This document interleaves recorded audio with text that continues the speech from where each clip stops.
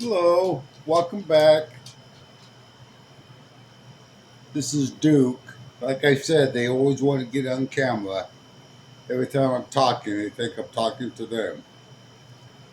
Go on.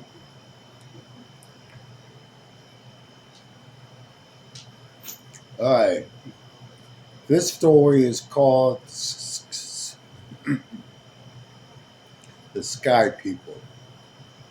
In the shattered remnants of what was once a bustling world, after the great collapse had scorched the earth and flooded the seas with toxic rain, a new society arose from the ashes, or rather floated above them. They called themselves the Sky People, descendants of survivors who had fled to the heavens in makeshift airships when the ground became uninhabitable. Their cities were marvels of opportunities. Sorry about that. Vast balloon-like structures buoyed by enormous bladders filled with methane hovers from the decaying swamps below. These floating megatropolises drift slowly across the sky, powered by the same gas that fueled their engines, lights, and hydroponic gardens. No longer bound to the poisoned soil, the sky people gazed down at the ruined planet with a mixture of sorrow and resolve. But they was not mere service. The sky people had a sacred duty, passed down through generations like a whispered legend. They were the seed planters, guardians of the old wood floor, carrying volts of preserved seeds in their area homes. Every few cycles, when the winds align and the storms subside, they would descend, not fully to the treacherous land, but to the vast, swollen oceans that now covered much of the globe. Their cities were designed with amphibious grace at a command. The section would detach and to form into buoyant platforms that skimmed the water's surface like giant lily pads. These water walkers, as the children called them, allowed the sky people to harvest schools of resistant fish that had adapted to the new world. Silver scaled creatures glowing faintly from biolumic algae. They also collected the precious purified rainwater that brewed in natural filters, distilling it into life-sustaining exo for the communication above.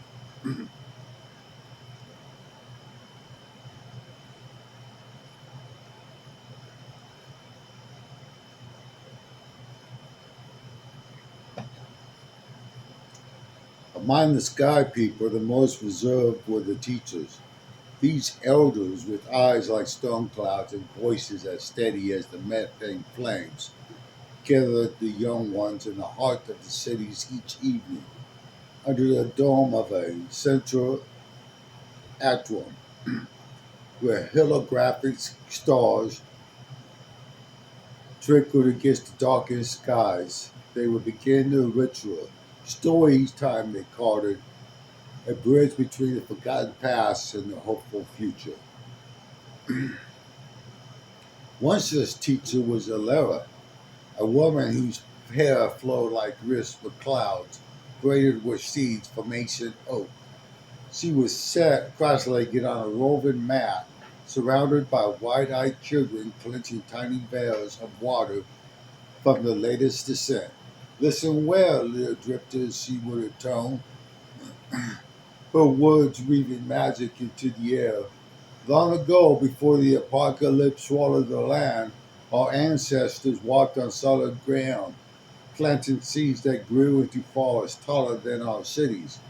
But the fires came and the waters rose. They learned to rise higher still. We are the sky people because we choose the heavens over despair.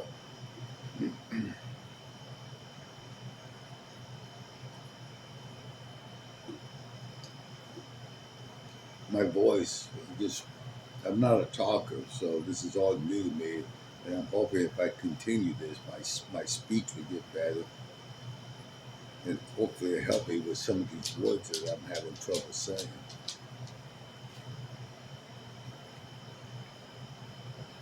And I also find that over time, more people spend time with me, the more they understand me. So just hang in there. She paused, letting the hum of the methane generators underscore her tale, then continued. Our cities floated on the breath of the earth itself, methane, the gas of renewal, drawn from the bogs where life began anew. And when we touch the waves below, we do not conquer, we commune.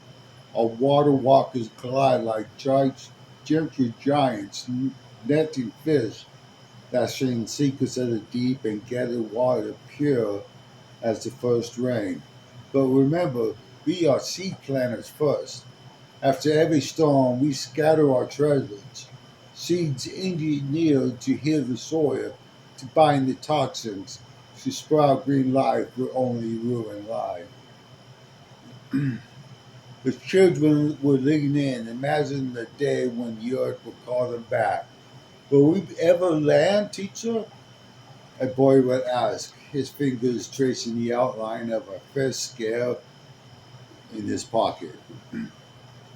Elora would smile, her gaze lifting to the horizon, where another floating city blinked in the distance.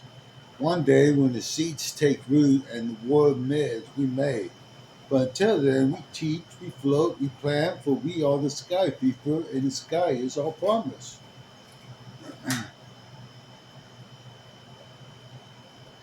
All right, that was the end of that chapter.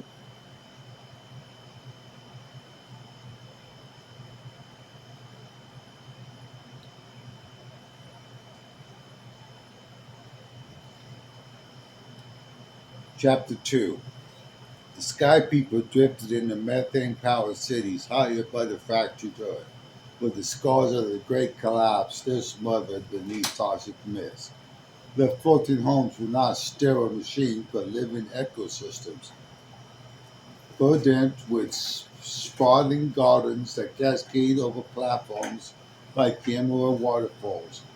Steam bubbled through the heart of each city.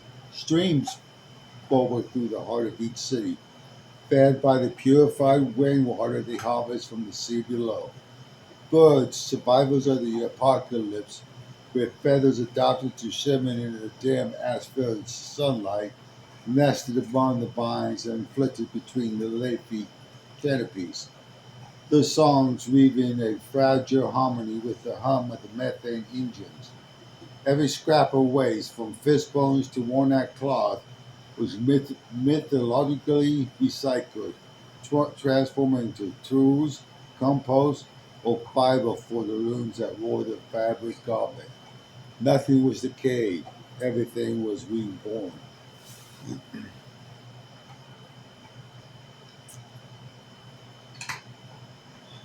Well, I could say so much about that, but to look at garbage dumps, see what they do. The Sky People spoke three languages, a trinity born of necessary and unity. English carried the stories, the legacy of their ancestors' war. Spanish flowed like the streams, a lyric thread tying them to forgotten cultures of the old world. And hand signals, intricate single dances of fingers and palms, bound them across the noisy winds that buffer the cities, ensuring no one were lost in the storm. A child may call out, "Me your home toy while pointing to a glowing fence, then signal to a flight path with the grateful arch of his hand, blending the three tones into a single 26 single gesture. Huh. Somehow I put two 26 singles in there. Interesting. Could take that as a sign. Two 26 singles.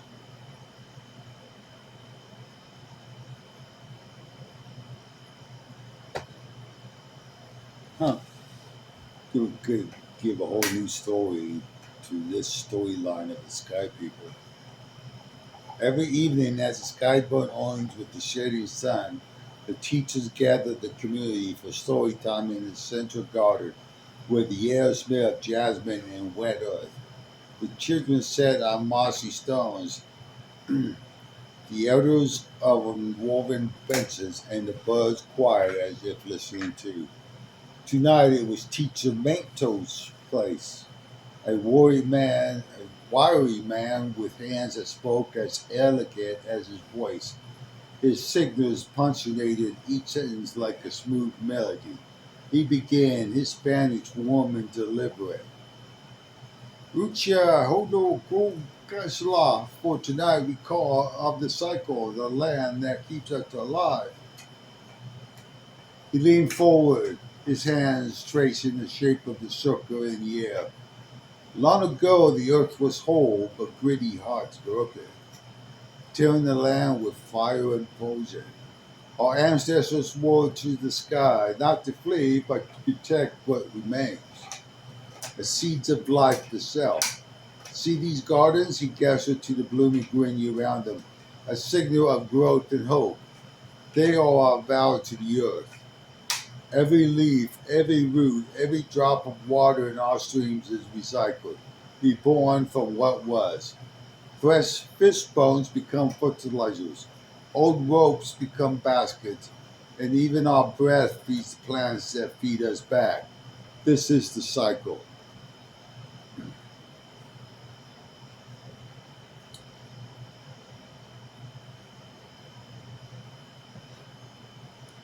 A girl raised her hand, signing a question.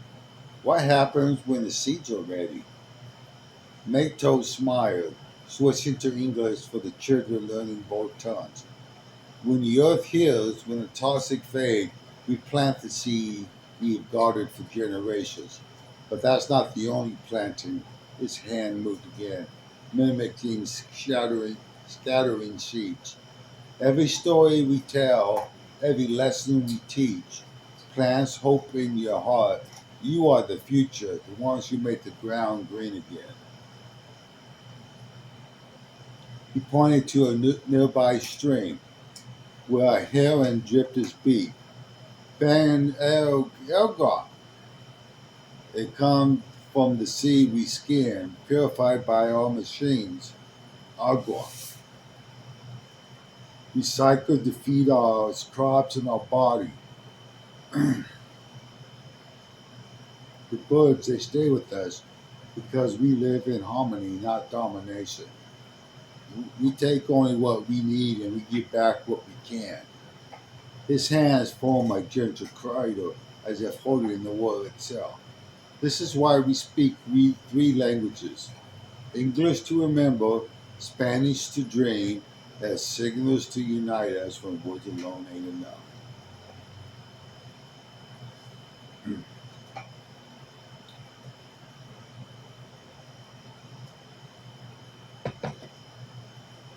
As the stars began to glow faintly through the Artron's dome, a boy asked in haunted Spanish, Cuando volvamos a la tierra?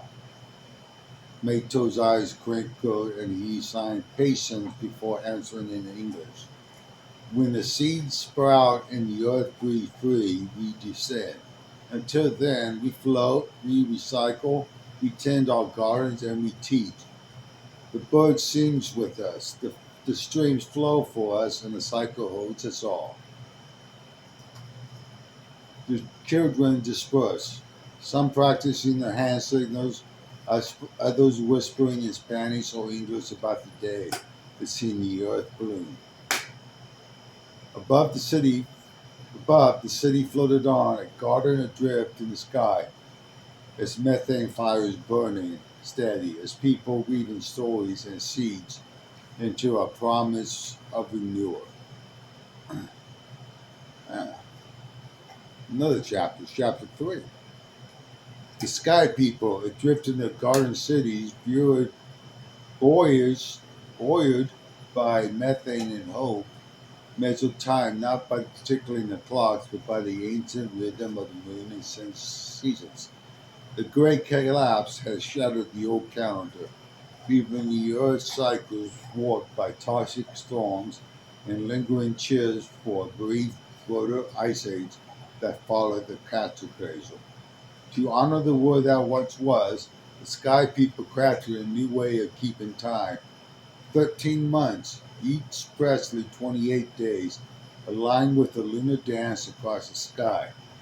These months are grouped into four seasons: spring's breath, summer's glow, autumn's veil, and winter's stillness. Not merely to mark time, but to remember the weather of a lost world before the ice age gripped the planet and the skies turned aspen. For some reason, my voice, I'm doing a lot because there's a lot of chapters to the story.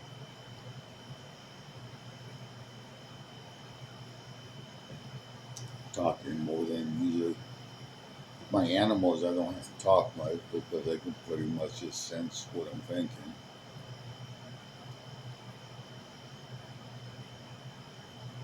On this night, in the 23rd day of the seventh month, under the season of autumn's veil, teacher Laura stood in the central garden with her silhouette framed by moonlight veins. The air was thick with the scent of herbs and the soft giggle of streams. Children and adults sat together, their hands posed to sign, their eyes on Laura as it began story time. Her voice a steady cascade in Spanish, consonnated by signals for all to follow. Hijos de la Luna, she began, her hands tracing the crescent in the sky. Tonight we speak of time, the gift that binds us to the earth we left and the future we built. She knelt, dipping her fingers into a stream, letting droplets fall like tiny moons. Before the ice age, before the collapse, the earth has seasons that sang. Spring rain, summer warmth, autumn leaves, winter snow. Our ancestors knew them by heart. When the ice came, it silenced those songs, but we carry the memories in our calendar. 13 months, 28 days, 4 seasons. The hand signs cycle a loop of fingers. The moon tells us when to plant, when to fish, when to mend, when to dream. It reminds us the earth still turns, waiting for our seeds. A young boy, his hair braided with recycling thread, signed a question. Why 13 months? Lois smiled, switching to English. The moon takes 28 days to cycle us, a truth older than a collapse. 13 months fits the year's rhythm, keeping us close to the sky's heartbeat. Each spring, each season, spring bread, summer glow, autumn veil, and winter stillness, holds a piece of the past. We name them to remember the earth once blossomed. How it will begin when we plant our, how it will again when we plant our seeds.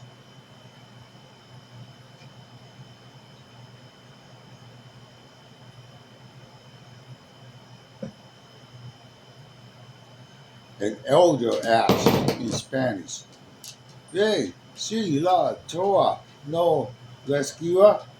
Hands, Lois' hands moved swiftly, signing faith. The earth remembers, she said, because we do.